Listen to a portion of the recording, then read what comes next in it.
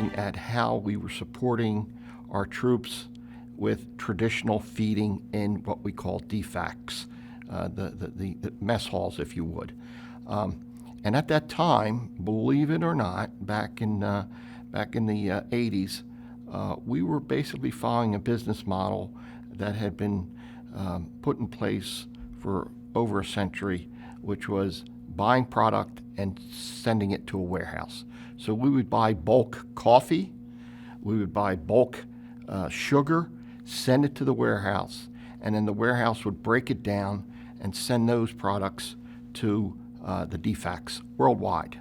So the inventory model and so forth was really something that just we kept doing because that's how we had supported the troops for many, many years, including up and through Vietnam.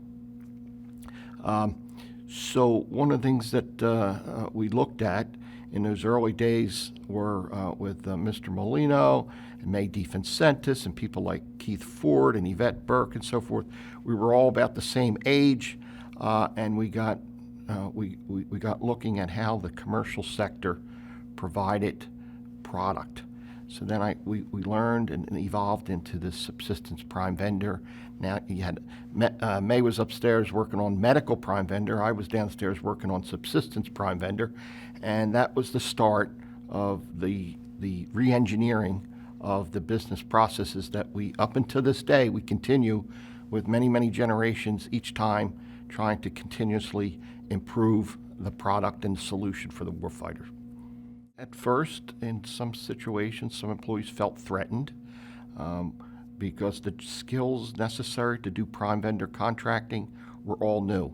We were moving out from a transactional environment to one where we were trying to maximize the buying leverage of the agency. So we had to do a lot of training.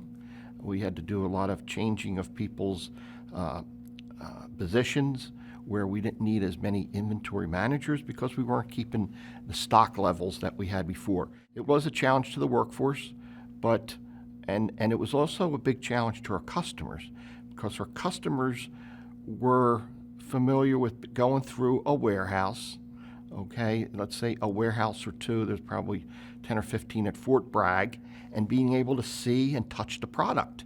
And that gave them the assurance that there was going to be chow in the morning or dinner, and so forth. We were now asking, trust us to deliver on time, several times a week, and it's going to be fresher product. We're going to get better prices, and you'll get more variety. Because we changed the menus and we started to look and work with companies like Cisco, U.S. Foods, and those other big distributors that you probably are familiar with on the highway. So that was a culture change.